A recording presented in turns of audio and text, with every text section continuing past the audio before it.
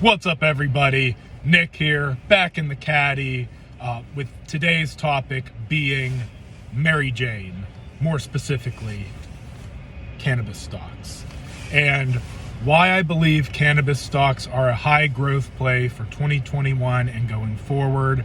Today I'm going to be focusing on more macroeconomic business reasons, aside from just, stock reasons, as to why I believe cannabis is going to be a pretty fire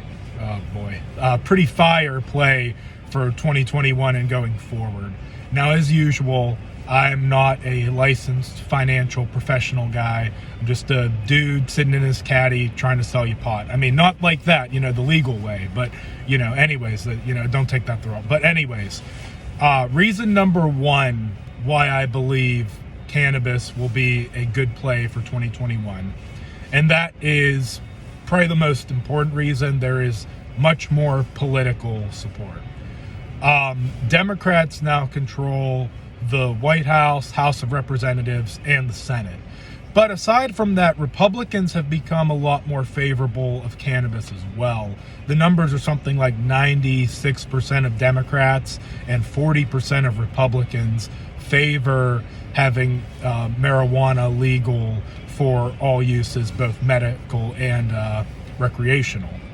So there's much more political support, and that makes sense when you consider reason number two, being that in this past year, states are going to be missing out on a lot of tax revenue from the shutdowns that we all lived through in the past year.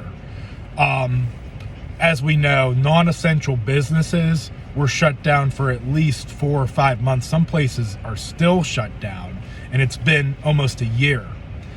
And this costs states a lot of tax revenue.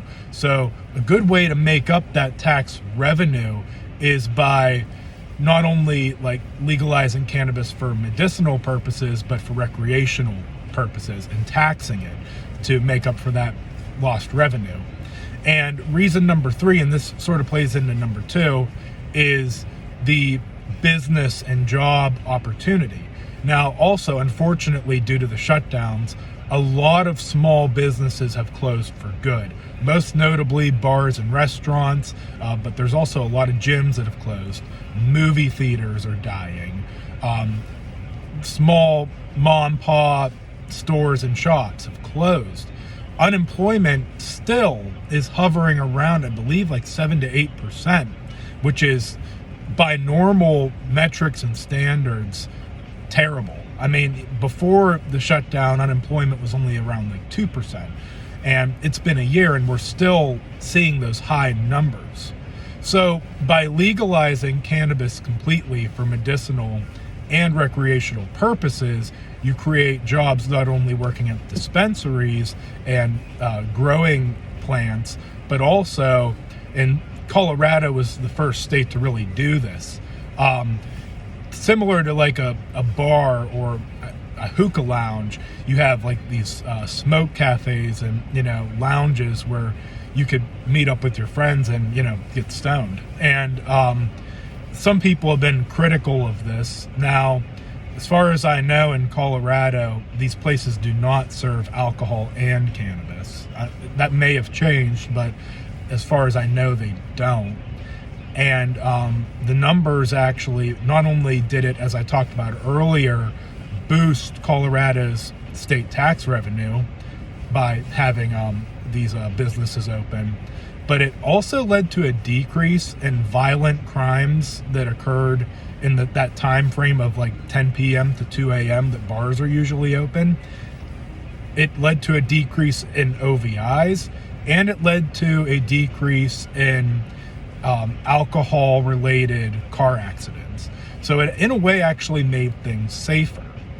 So with those three reasons, the more bearish case for cannabis is there's not really an established leader in the industry, and there's also not really a particular company that has provided any competitive advantage or differentiation from its competition. Now, I personally, right now, I like Canopy Growth. I like Aphira, which is going to be merging with Tilray. I do own some Aphira. FYI, if you own Aphira, once Aphira and Tilray merge, those Aphira shares will become Tilray shares. And Tilray trades at about $56 to $58 at the moment. Aphira is in that $21 to $22 range. So if you had 10 shares of Aphira, you'll have like 6 shares of Tilray. Just an FYI. You know, don't panic. You're not going to lose money or anything. But the reason I like Aphira and why I decided to invest in Aphira is they have managed their profits, in my opinion, more efficiently than their competitors.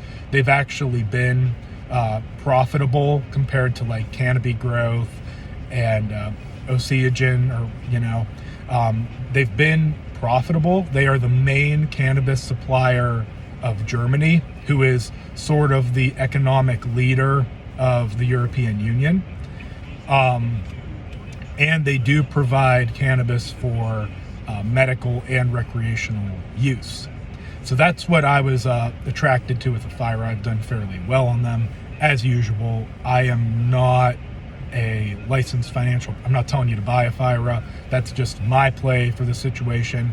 I do believe potentially next to cryptocurrency, cannabis could be the highest growth sector of 2021 and more likely 2022, as we see more acceptance, more legalization.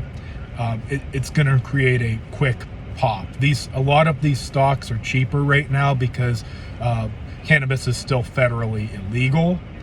But just as we sort of saw in the years leading up with cryptocurrency, the conditions are favoring cannabis becoming more universally legal, thus being able to be a more practical investment for everyday people to use.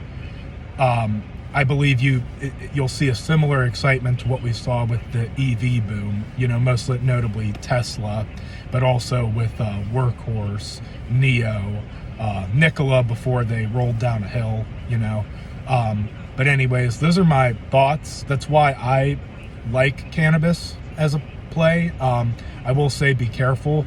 There's still some uncertainty, just as if you were investing in like cryptocurrency or an EV, or anything really, don't put anything in that you aren't comfortable with losing. Be smart, don't be too greedy. And that's going to do it for today's video. As usual, like, subscribe, let me know some feedback, whether you liked it, constructive criticism. I'm Nick, I'm out, peace.